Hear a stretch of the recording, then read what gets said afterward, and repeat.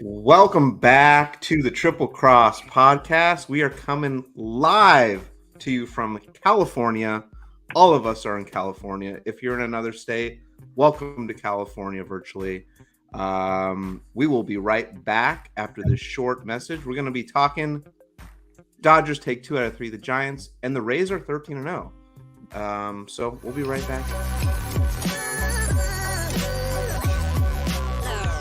The following is a presentation of the Belly Up Sports Media Network.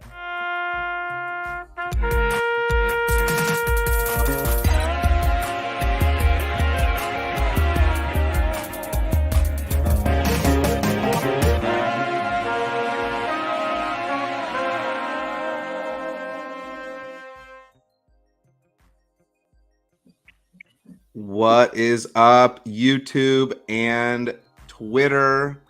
And our Triple Cross podcast, we are back at it again, talking MLB. I am excited to have a new special guest with us and a good friend back, as always, intimidating with the baseball, per usual. Folks, I want to introduce you to a good friend, Ryan. Ryan, first time on the show, long-time watcher and listener. Ryan, welcome to the show. I see that you're wearing a Cardinals hat. Please tell us about that. And I also my prompt for today is your favorite food at a ballpark game. Oh man, you're coming in hot with that one. That's I know. tough. It has to be the nachos. Ooh. So I'm a big fan of the helmet nachos, just for the absurdity of it, and you need the collectible. But Nacho Supreme. So you get the Supreme, not just like the cheese. You get like the full 9 yards. You're just doing cheese and chips. There's nothing there. I can get by with just jalapenos as well. But if you're going for the calories, let's go for it. Let's make it a day. But Cardinals hat, St. Louis native, lifelong Cardinals fan. It's a baseball city, so if you're not, you just gotta get out of town. Well, welcome to the show. I'm glad that we have a little diversity here amongst baseball fans because there were a lot of Dodgers and Giants. And speaking of the Giants, W is back, also known as Warren, but I call him W because we've known each other like it's gonna be crazy, but almost 20 years, which is like frightening to say. But welcome back to the show. Yeah. You're aware. I know you're well aware. Yeah, I mean, it's not like I'm marking anniversaries or anything, but I think it's 9 years and about 8 months from when we got to college early and showed up to the baseball camp and started getting judged really heavily. Glad to be back. Thanks for having me. Yeah. For folks that don't know, Warren and I, we lived across the hall from each other in college, like directly across the hall. So we got to know each other pretty well. Warren, what is your favorite baseball food? I know that you know that I love food, so I'm just trying to get past the baton to you to show the food love that you have.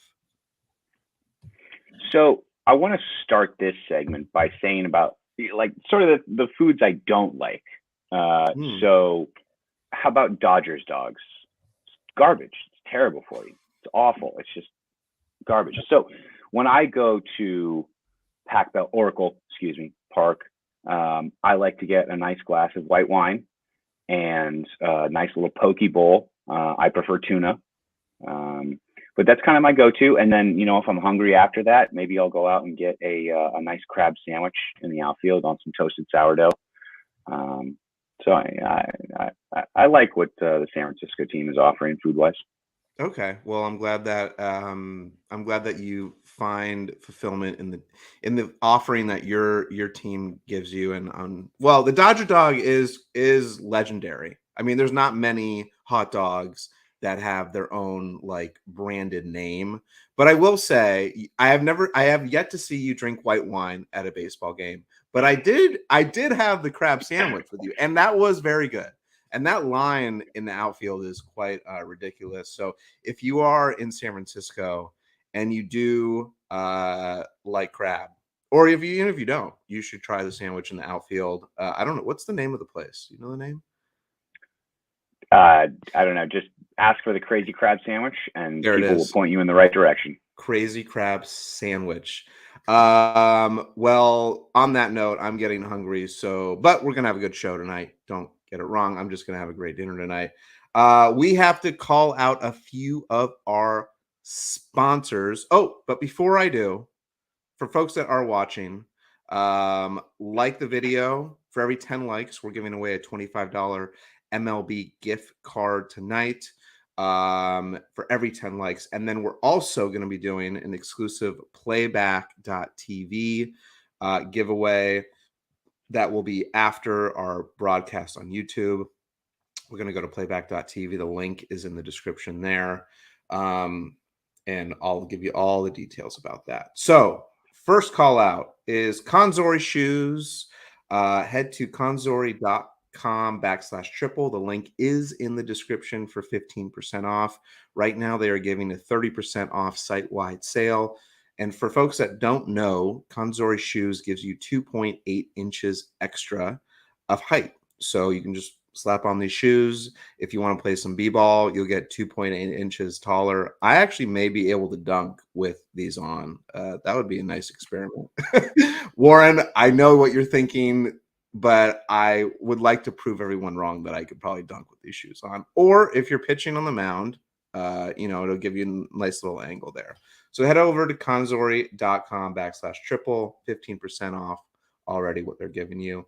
Also brought to you by Perk Clothing. Perk Clothing makes Perk Chinos. And Ryan, looking at you specifically because Perk Chinos makes your booty look good. So, we want to make sure that your booty is in shape. Your girl's going to love it. So head over to perkclothing.com. If you get two, you get you get one free. So there you go. The link is in the description. So head over. I'm weirded out. Why did I get? You're weirded out. You just check it out. Your butt's gonna look good in it. So for folks that are listening, buy two get one free. Link in the description. Also by Manscaped. So go to manscaped.com. You'll get 20% off. Manscaped makes everything below the border super clean, like a lawnmower. So head over to manscaped.com, 20% off. And then also we are giving away 2 tickets to any MLB game. I don't know the timeline on that, but two free tickets. So you can go with a friend, you can go with a family member, you can go with someone you're going out with, you can go alone and just have an extra seat for the food that you're going to buy at the ballpark. I've done this before. It works really well. You just have a seat just for your food. So up to you. Link is in the description too, to win 2 free tickets to an MLB game. And then we'll talk about Playback later, but all the links are in the description. All right, so we are going to be getting into it, and we have to talk about the Rays because they are 13-0, and this is not only a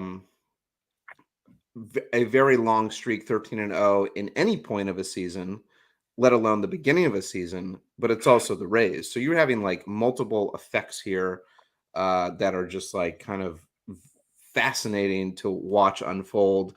I'm almost expecting them to win every game now. I'm like, oh yeah, they're up, they're winning. This is like kind of common. I want to kick it over to Warren. Thoughts on the Rays 13-0 start to the season? It's really been amazing to watch. They have a complete team, complete coverage. Just like if you were to get Perk Chinos and Manscaped, they've got the front and the back end covered. They have a league-leading offense in every single category except batting average. They have the fewest Ks on the year. Their pitchers are pitching out of this world. They have the most shutout games of the year, lowest ERA. I don't know what's happening in Tampa, but they have front and back coverage on their entire team with a lot of no-name players too. Everybody knows a Rosarena from Passan's Hey Rosarena song.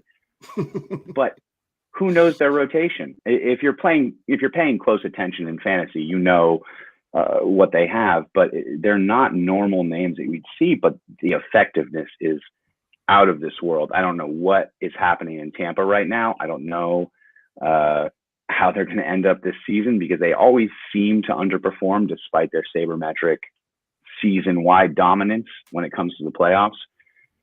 But it's going to be really interesting to watch, and I'd be really interested to see comparable levels of fan attendance between them and the Oakland A's, just out of curiosity. Yeah, that's a great take. Ryan, let me kick it over to you. Get your thoughts. Man, I love the comparison on the A's and the Rays, man. That I feel like the Rays are going with wins, and I think the A's announced $5 beers to draw their fans in. So, two different approaches, but we'll see what wins. But yeah, I mean, I don't watch a lot of the AL East. It's weird to see the Rays winning like this. They're, in my mind, they're fixed. They're always fixed of a middle of the range team that's going to lose out to the Yankees. It's hard to really envision. And like, the only thing that I've really been paying attention for the first 5-6 games was picking up waivers on A's for the Rays pitchers. They're just guaranteed wins right now, and I'm going to ride that. But I still can't quite believe that they're at 13, and they played some decent teams. It's hard to imagine that they keep it up much longer, but I would love to see. I'd love to see 15, 20. Yeah, I would love to see. I mean, I believe 20 is the record that was hit by the A's. Didn't the Moneyball A's have 22? 20. No, they had 20. They hit 20. Was it 20 on the dot? Yeah, it was 20 on the dot. But I'm just looking at the schedule that they've played. So they started off with a 3-game series against Detroit in Tampa, went to Washington, then they came back to at Tampa, and then they played the A's and Red Sox. So, I mean, the quality of the teams that they have played, besides the Red Sox, because they are good quality, have been, I would say, they're like if the Nationals and A's and Tigers, I do not expect them to be in the playoffs. So they're only playing against one playoff team, like, in my opinion, contention-wise. Now, with that being said, still, to win 13 games in a row, whoever you're playing, is a phenomenal feat. And I just want to see the attendance at the Rays go up, because, I mean, they had like 22,000 fans today. I mean, where is the love for the Rays? I just get on here so I can communicate with my husband for the next hour. Well, hey, we're solving a lot of problems on this show, relationship issues, sports issues, everything is on this show. But yeah, I don't even know. I lost my train of thought there. But regardless, that was a great comment. The Rays are 13-0. And on Friday, I think, who said this? Michael, was it? Somebody was in the chat earlier. The Blue Jays. Here we go. Michael says the Blue Jays are going to beat them up at least once. Well, we'll see. I mean, the Blue Jays have a squad. Thoughts on Blue Jays? Do you think the Blue Jays take at least a game from the Rays, Warren? I do. But also keep in mind, I mean, this is baseball. So, like, everybody's a professional ball player. And, the Red Sox aren't going to be bottom of the barrel. But at the same time, I mean, I hate to say this, but even the Giants took a game from the Dodgers. So sweeping a series is a bigger deal than we're thinking here. It's not just, I won 3 games. It's 3 games in a row, compacted. And if you win 2, the mental processes that are involved going into the 3rd game, you're like, we're going to get out of here. We've already won. But the Rays are keeping their foot on the gas. It's going to be interesting. I think they might be able to challenge that 20-game record. Yeah. Ryan, let me kick it over to you. Do you think they take anything from do you think they sweep the Blue Jays as well, or do you think the Blue Jays come out with at least a 1 W? So, the Rays haven't played. Not that the Rays have a huge home field advantage, right? I mean, they don't have a big fan base to be covered, but they did most of their wins at home. So this is going to be on the road in Canada. Who knows what happens in Canada? And then, the Blue Jays are good. I think they're a strong team, but the Rays have been absolutely crushing every single team they face. It's not like they're winning these games by 1 or 2 runs. They're just, the run differential is absolutely amazing right now. So I think they sweep them. Wow. Okay. I hope they sweep them. I mean, I'm getting like the Rays. Like, if you become a Rays fan, like I could still be a Dodgers fan and a Rays fan, and no one is going to be like, "Oh, like you're switching teams." Like, you can just add them on to the mix of teams that you're rooting for. No one's going to hate you for that. They don't even have like a real rivalry. I don't. Or I guess the Red Sox, maybe the Red Sox, they're rivals of. Let's see. We got a message here. A wheel spin means a free MLB gift card for a random person in the chat. Yes. So if you are in the chat, you got to chat to get like the video. For every 10 likes, we are giving away a free MLB gift card. You also have to chat in the chat to make sure that you get on the wheel of names. So we will spin that wheel at some point for every 10 likes. We have 21 likes already, so we're spinning it twice. We are also going to be doing another spin at the end of the show. We're going to hop over to playback.tv and do a spin there. Also, we are giving away 2 free tickets to any MLB game. So there's a link in the description so you can enter to win that. But speaking of rivalries, we got to talk Dodgers Giants. Dodgers take 2 out of the 3 from the Giants. I know Warren is super upset right now, but I did pull up some quick stats on Max Muncy. He hit 4 home runs and had 11 RBIs. I just wanted to kind of throw that out there. I know you're kind of upset, but the one takeaway that I do want to mention is the Giants did shut out the Dodgers in the game they did win. So there was a little bit of a hope, and the Giants have had a very like boom or bust type of season so far. Ryan, I want to chime in on this because I'm a Dodgers fan, but I want to kick it over to you, Ryan. Did you watch any of the games? Thoughts on Dodgers Giants series that just happened?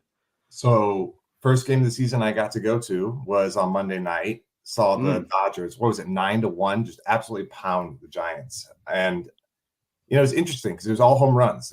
Saw a Dodgers grand slam. It was sloppy baseball. There was just some hung up pitches that were, right off the bat, what was it? It was who hit the first home run? Who's the leadoff for the Dodgers there? Mookie. Yeah, it was Mookie. And he was behind the count and he just reached out and hit one. And it just sailed. And from there on, it was just all home runs. And the Giants played okay, but they left so many batters on base, I think, and they were just trying to play catch up the entire game. So they just got to figure it out. But the Dodgers have a lot of power, so you can have that matchup 5 times, and I think they're going to come up with 2 out of 3 every time, at least. Fair take, Warren. I'll give you an opportunity to give your 2 cents here. Right. Everybody knows. I'm a Giants fan. My first game of the season was with our former guest, Justin Dorham, on the shutout game Tuesday. I thought the pitching looked good. Bullpen was sufficient, but really, really shaky, only being up 2-0. I can't tell you how much those insurance runs meant to all the fans in the stadium. It was interesting to watch. Odd stat also. Max Muncy had 3 RBIs before going into this Giants series, and now he's tied for the league lead after 3 games. This guy is insane. Anyways, it was quite a series, and honestly, it doesn't look like the Giants have the firepower to match up right now, unfortunately. I don't know what's going to happen come the trade deadline, but on paper, on the field, it's not looking good. Yeah, well, I just have to rub it in because it is the Dodgers Giants, and I want to ride the wave and the high that we have right now, because you never know when that can come crashing down, and the tides could turn, because it was, in your world for a while. But I was very impressed. I was thoroughly I was very excited to see Max Muncy have a game that he has and come out. We had a lot of players that left, so to see him step up and produce that many RBIs, that many home runs in a short series against the rivals was great. I'm really, really thrilled. I do also want to call out during the game that the Dodgers did lose on Tuesday. Dustin May started. He gave up 2 runs in the first, and then he was on cruise control, right? Like he shut it down and didn't give him any more runs until we brought in our Evan Phillips at the end. He gave up 3. But I was the starting pitching for the Dodgers, like Dustin May, Urias, even Kershaw.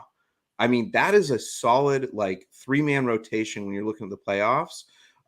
And we don't even have I'm blanking on his name for a second. You know who I'm talking about. He's 5'11", throws 98. Warren, I know you know who I'm talking about. I don't know. Maybe you don't know him. I'm going to look him up. But he's injured right now. I can't even think of his name. But he's on the DL. He's coming back at some point, hopefully before the end of the year. So the starting pitching for the Dodgers is solid. And with Max Muncy, hitting those bombs that he has, I'm really looking forward to it. So that's our Dodgers Giants segment. I will leave it at that. For folks that are watching, like the video, hop in the chat. We're giving away MLB gift card. Actually, we should do a giveaway right now. For every 10 likes, we're giving a $25 MLB gift card.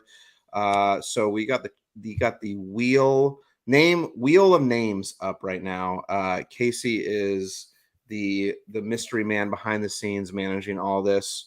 So if you are watching, make sure you chat in to get your name on the wheel. And this is for a $25 gift card. So Casey, spin it away. And here we go.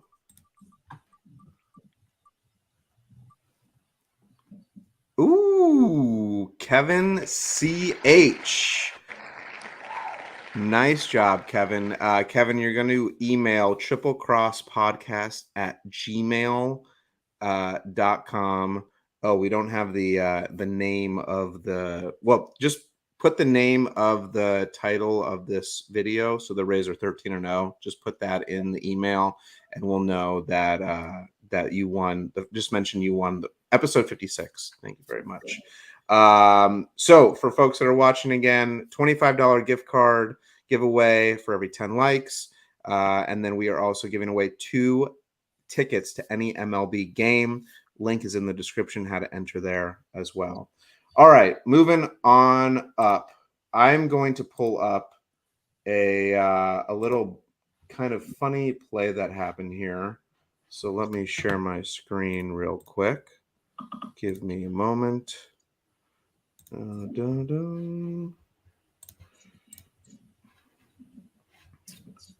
Bear with me. We just have some technical stuff going on. So I'm not sure if either of you guys saw this, but it was the Padres Braves game. Here we go. And there was a little mishap on the field. Grounds the ball to first base. Here. Olsen gets the ball and throws it a little wide of the catcher. Odor doesn't slide. This player comes home. 1 run is in. 2 runs are in. And Odor goes back and touches home plate. Now, my first thought when I was watching the game saying, uh-oh. And so this is going to be an out. We're only going to get 1 run. They call one runner cannot pass another runner, even if it's home plate. Now watch it again. It comes in. Watch it again here.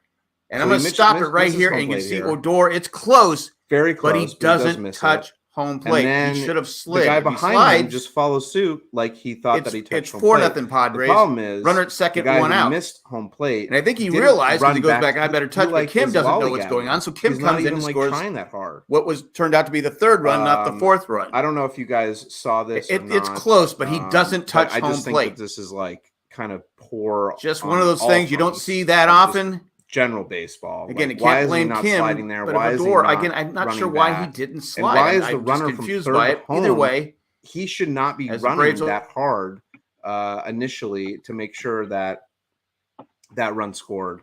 I thought this was kind of a weird play. Thoughts on this, Warren? My first thought is that the first runner should have been called out anyways. He looked like he had a lane to the plate and he should have slid, and the catcher took the brunt of that. And, you know, if it was a star catcher, there would be a very different reaction to this. You know, if it was Buster Posey, for example, but this was a dangerous play. And I think he should have been called out at the plate. I may be wrong on the rule, but my understanding is that if you have a lane to slide, you have to do so. And it looked like the catcher was coming over from in front of the plate with his leg in front of the plate, giving the runner the outside lane to slide to the plate. So that was my first reaction. Yeah, good thought there, Ryan. What are your thoughts on that play?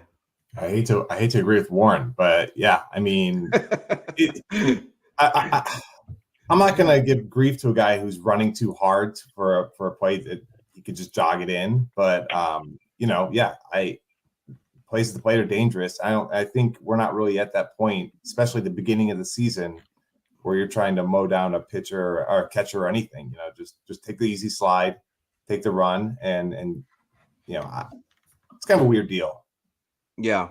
I was watching that game and I saw that happen and I was like, oh, this doesn't happen that often. I guess that's why I brought it up, right? You don't see that play happen very often.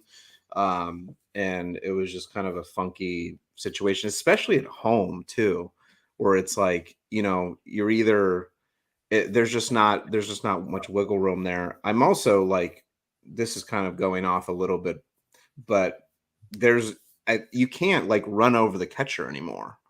Like, I think that's what I'm saying. Yeah. So I miss those types of plays at home because they were always thrilling. But I understand, like, you can't just like, you know, deck a guy anymore. I don't know when that rule kind of took place. If you guys know, went after Buster Posey's injury in 2011, when Scott Okay. Cousins, who, God bless his soul, didn't mean anything bad to happen, but he trucked Buster at the plate, and Buster's leg was caught under him and moved his ankle around about 180 degrees. And then they made the rule that catchers have to allow a lane for the runner to slide.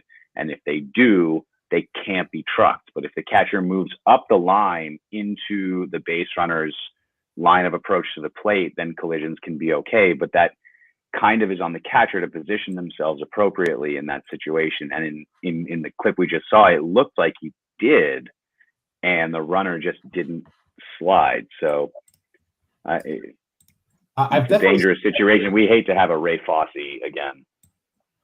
Yeah, I've definitely seen catchers block the plate a bit, but that wasn't the case here, and that's what makes it weird. Yeah, it was kind of strange. But I significantly shortened Buster's career. Yeah. And you know, it's kind of interesting how that rule came into place because of that injury, not like, you know, some concussion. Like, catchers used to get completely decked and they would just go out, you know, they'd leave the game. Like, they have to go out for their head injury. I do miss those plays of plate, but I understand like why that happens. All right, moving on. I saw this also. I mean, it's not MLB, but it's the minors. The Angels minor league team, they threw a no-hitter and they lost 7-5. Did you guys see this? I didn't see the game. I saw the headline though. You saw the headline. Walks Okay. and errors. Yeah, I mean, so yeah, they lost 7-5. They threw a no-hitter. So it was, let's see, the seventh inning.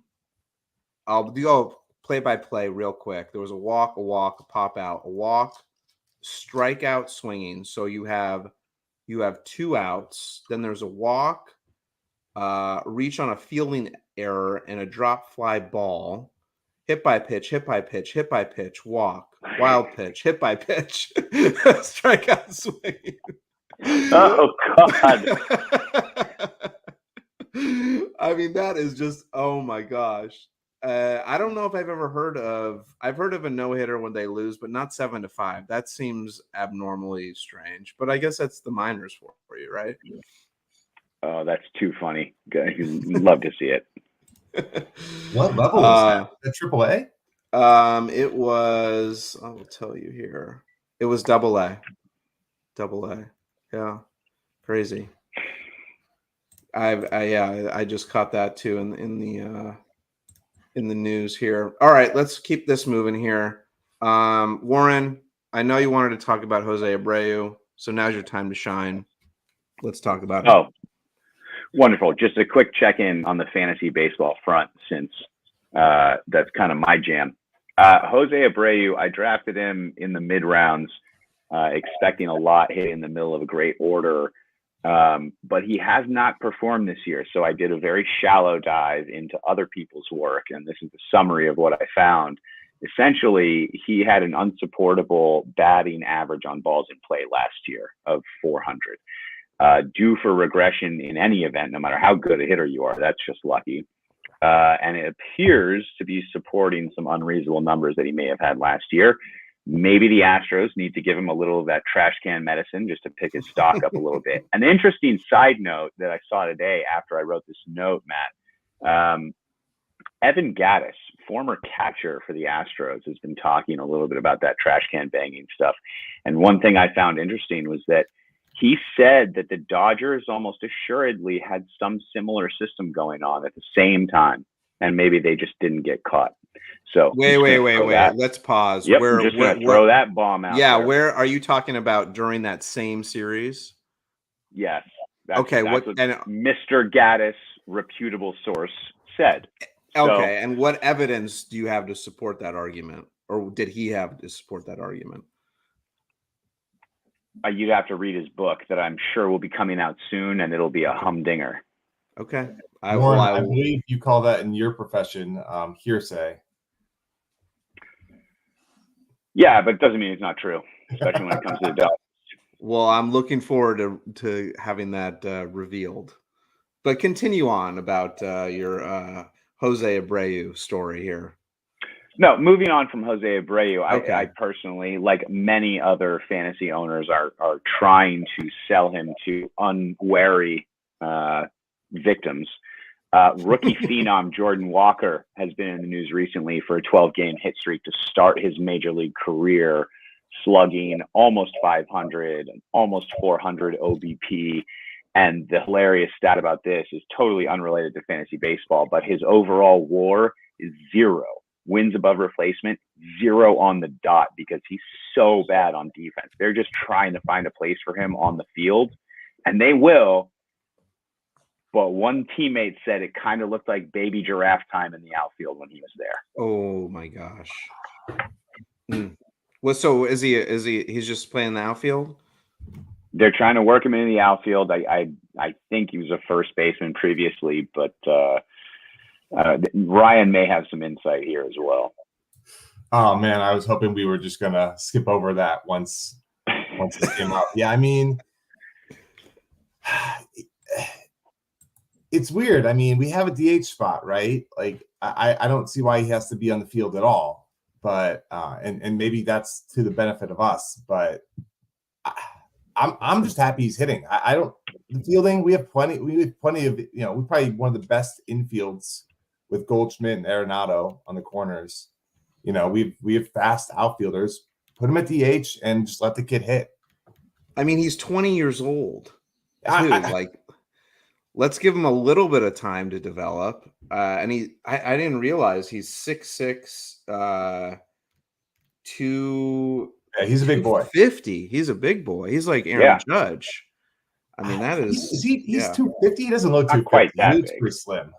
Well, I know, but he's 6'6", so even if you throw on some extra lbs, 6'6", you can be 250 and look slim.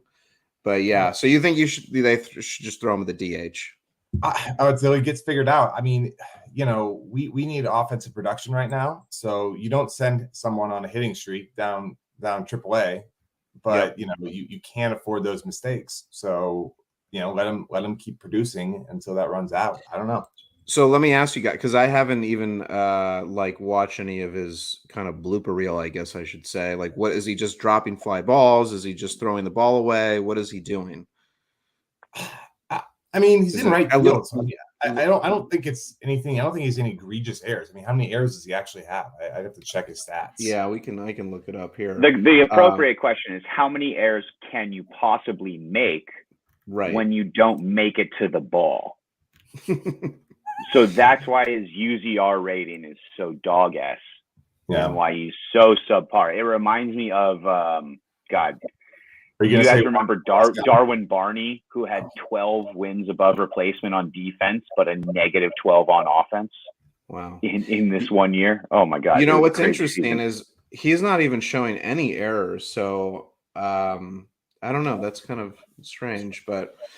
I don't know. I'll have to check him out. I'm definitely going to check him out. Jordan Walker on the Cardinals. Yeah. Cool. Warren, what else have you been noticing about your fantasy?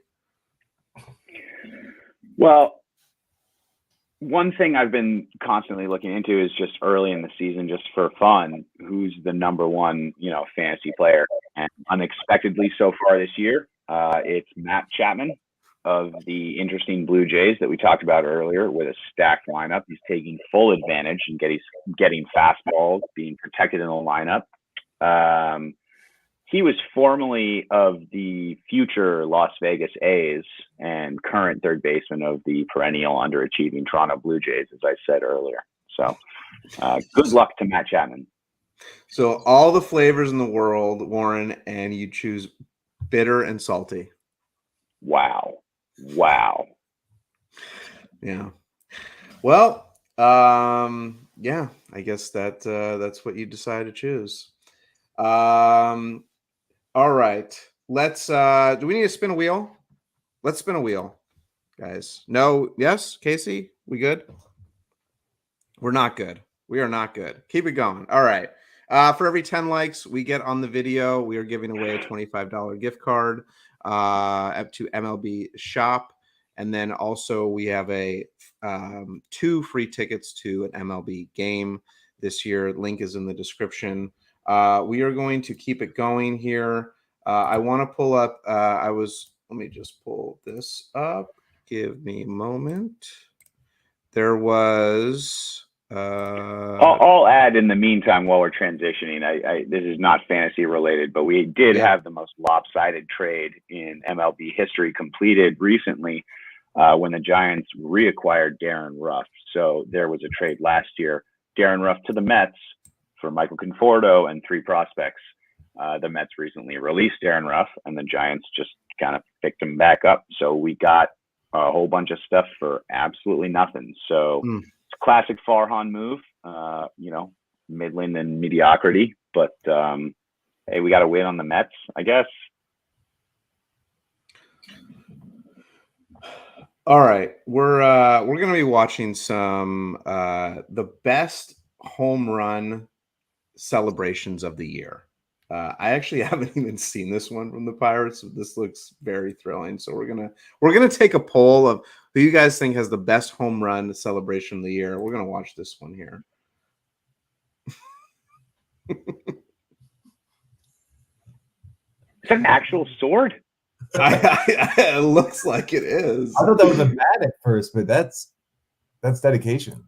This is my computer's freaking out. It looks like it's a plastic sword. Yeah, for sure. All right, that's pretty sweet. It's funny though, because a sword is a check swing and miss, or a really embarrassing breakdown swing and miss. Right. What do you think of this big hat right here? This is wild. I like this. Thoughts, Ryan? That's not really a big hat. That's just the latest iteration of what John Olerud would be wearing in the field.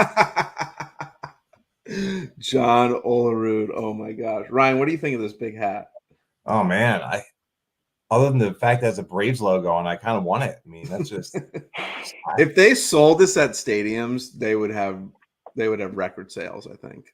I mean, it definitely looks less dumb than the cheesehead. Hopefully no one's from Wisconsin, but okay. Let's see. Salty. I think there's a better. Oh yeah, here we go. This is a better version of. Oops, this is opening up into a different tab here. Well, I guess we're not going to be playing this, but there's a Samurai Jack for the Angels, but they also have this Warriors hat. This is a bad. I don't know why ESPN did this. This is not a good. We'll come back to this. All right, so this one I did come across, and I was like, "Oh, this is interesting." And then this will kind of piggyback off of another subject we'll get into. But this is the O's celebration. I don't know if you've Warren. Have you seen this before? Oh, the water fountains? Yeah. Oh, I mean, the Giants have geyser water fountains. Now the Orioles do too. What is this, copycat league? Well, no, it's not. It's. I mean, it's like. Well, we'll just watch and see.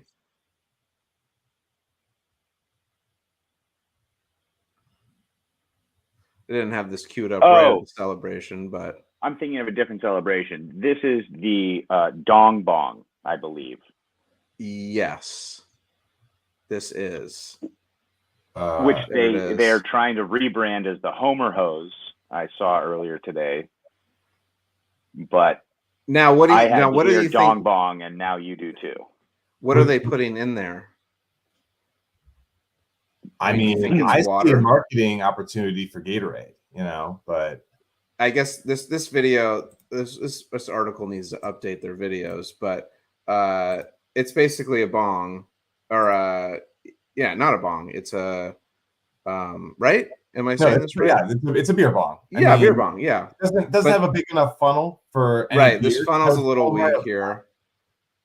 But do you think they're pouring in Gatorade, water, or another substance? Probably Miller Lite. I mean, I don't know though. Yeah, I don't know the physics of how these things work. Ryan, you would though. I'm saying it's not. It'd be risky with beer with that size funnel. It would foam right out the top. Miller Lite, it has to be one of just you have to choke it down. It's pretty much the only way you can drink Miller Lite. That wouldn't be the worst. I mean, that kind of makes sense, but my bet would be water. Maybe some ped water. All right. Well, I don't know. As a celebration, I find it kind of not as thrilling. Let's go to these inflatable dumbbells. Maybe if you Dong Bong the pastrami sandwich, you'd be more enthused. That would be. I would be very enthused about that. The inflatable dumbbells, not really into right now, to be honest. You know what's going to be the next big celebration? It already took Japan by storm from Lars Nootbaar. The pepper grinder. Ooh, that's my. Is it a real? Is it a real pepper grinder? Like, what are they using? It's like grinding out runs. He's like doing the pepper grinder, and based on the news stories I've read, pepper grinder sales in Japan have actually increased after the baseball classic. Wow, amazing. Well, I'm much more of a fan than these inflatable dumbbells. Yeah, the Blue Jays have a jacket that's not pictured here, which just ESPN is just not doing a good job. And then the Brewers have the Cheesehead crown, which I think got a little bit poo-pooed on earlier. So I didn't know that was coming up, but my stance. Yeah, I don't change my stance. Yeah, Miller's better than Bud Light. Does anyone? All right, if you're watching, not for current event reasons, just for rivalry reasons, Milwaukee, St. Louis. Who is a fan? Drop in the chat what you're a fan of the home run celebrations for 2023. There's other celebrations we can get into at another time, but I just pulled that up. I saw that. Also, these are just kind of like quick little fun things that I'm pulling up here. Let me pull this up.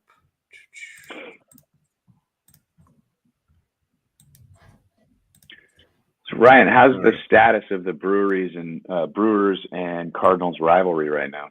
Man, the only good news of the Brewers crushing this year is it's the Brewers, and they probably don't have the staying power, and they'll peter out in a couple months. And the umpire gets drilled right there. Now, I think they're going to show another replay. Oh, geez. Clocked. Send him to the hospital.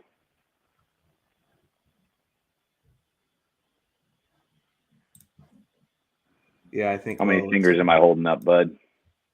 But if you're the umpire, like, you got to know to get out of the way here. Like, no, don't go. Like, what are you doing? Oh my gosh! It was a bad throw. It was offline, but also, I mean, he was throwing it to home, but I don't know if it was that offline. I don't know what he's got to do there. And then let's bring up this. This was also in the same game. Pull up here. Skip that. And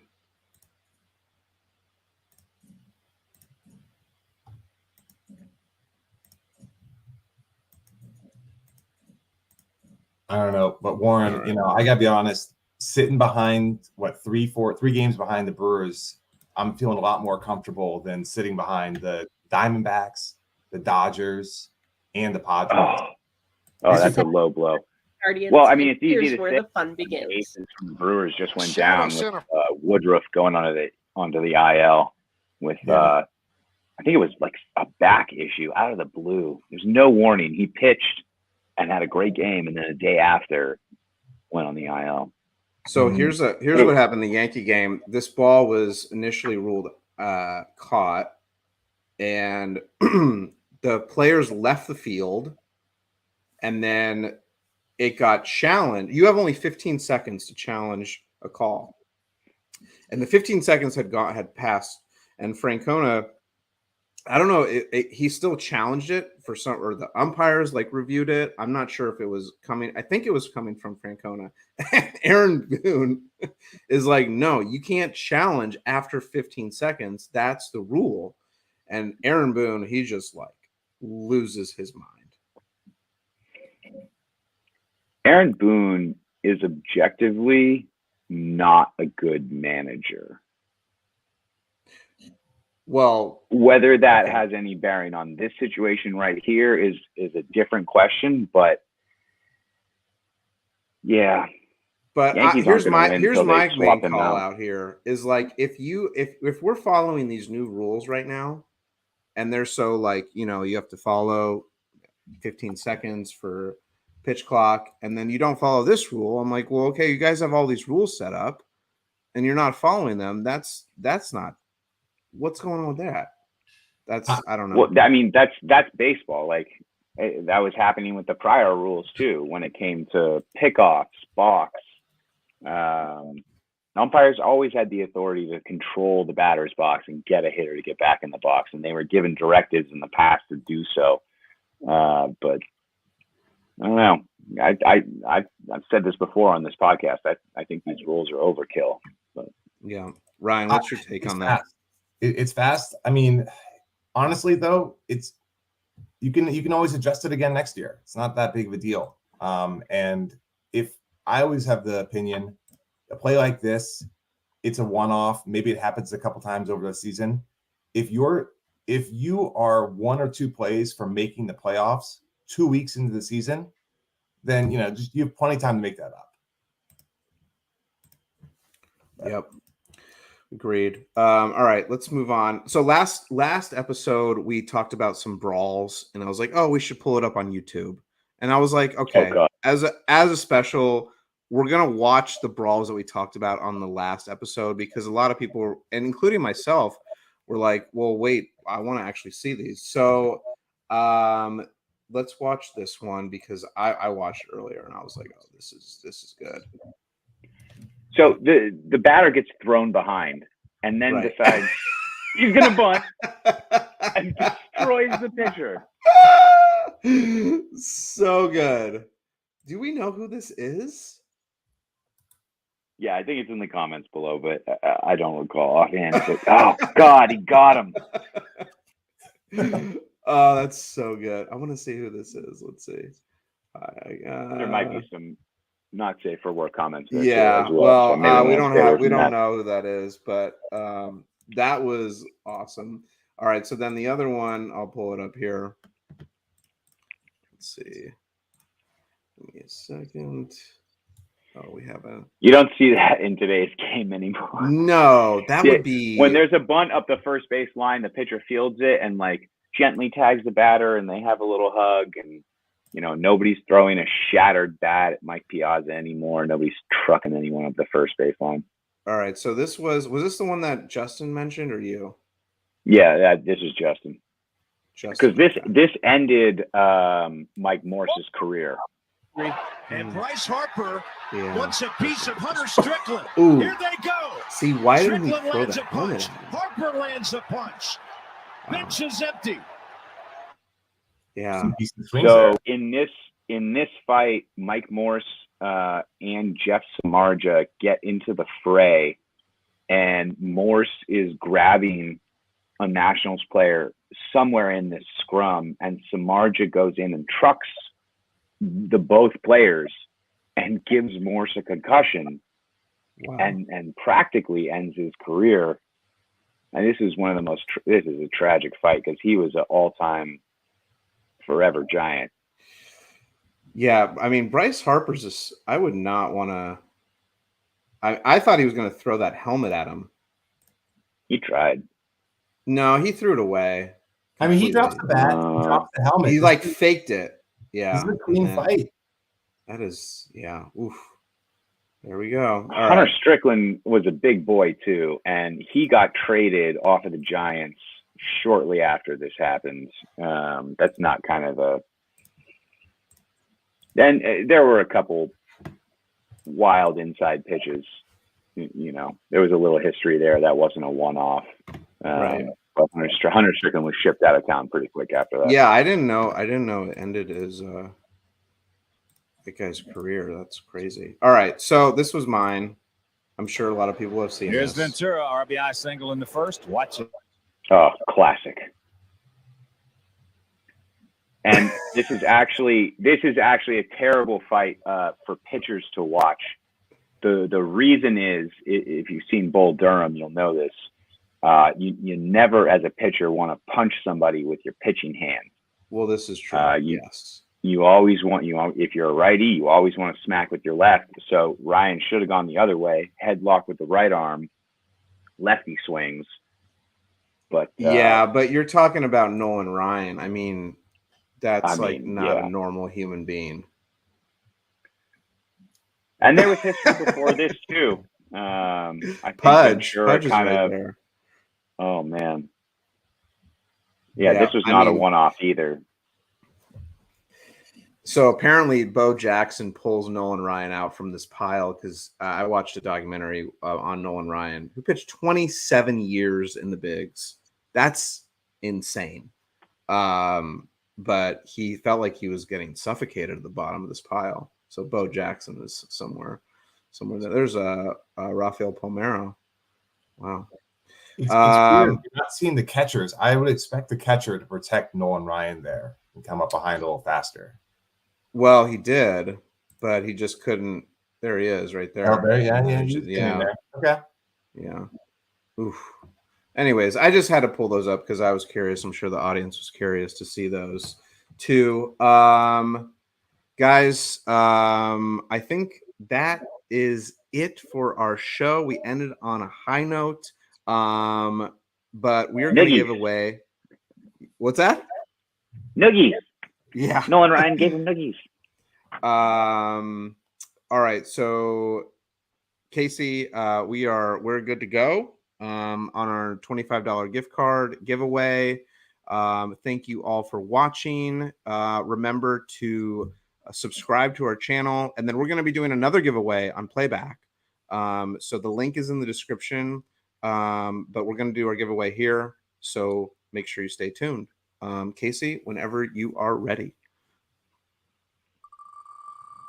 Here we go. Dun, dun, dun. Oh, Miguel. There we go, Miguel. With the W. Miguel, you can send an email to triplecrosspodcast@gmail.com. I think this is episode 56, and you can say that you won the MLB gift card. You won the MLB gift card. Join us over on Playback. The link is in the description. So we're going to be doing another giveaway. If you head over there, we will be there. It's like our after hours or behind the scenes kind of look. So thanks for joining. Warren W., thank you as always with your great insight and intimidation while holding the baseball. Ryan, did you have a good time? I did have a good time. Yeah, talking about baseball. It's April. It's fun. So yeah, I'm ready for the season. Great. Well, it's great to have you, and we will hopefully have you back in the future. So folks, head over to Playback. We'll give you a few minutes. If you don't have an account, you just have to sign up. You just put in your email, go to your email, verify that you have an account, and we'll be over there in a few minutes. Yeah, any parting words? I guess the parting word of the day is like, what are the Rays going to do tomorrow, right? The Rays are, actually, they're playing tomorrow. Yeah, I'm going to watch. I'm probably going to watch that game. You guys going to watch? Yeah, I'll find a way to watch it too. Okay. They're pretty exciting. I actually don't even have any fantasy shares of the Tampa Bay Rays. So, no, I'll just watch for pure enjoyment. You don't have any Rays players on your team? No. Oh man, that's surprising. Okay. Doesn't bode well for you, but all right, guys. Well, thank you, Michael, for always joining us. We will see you on Playback.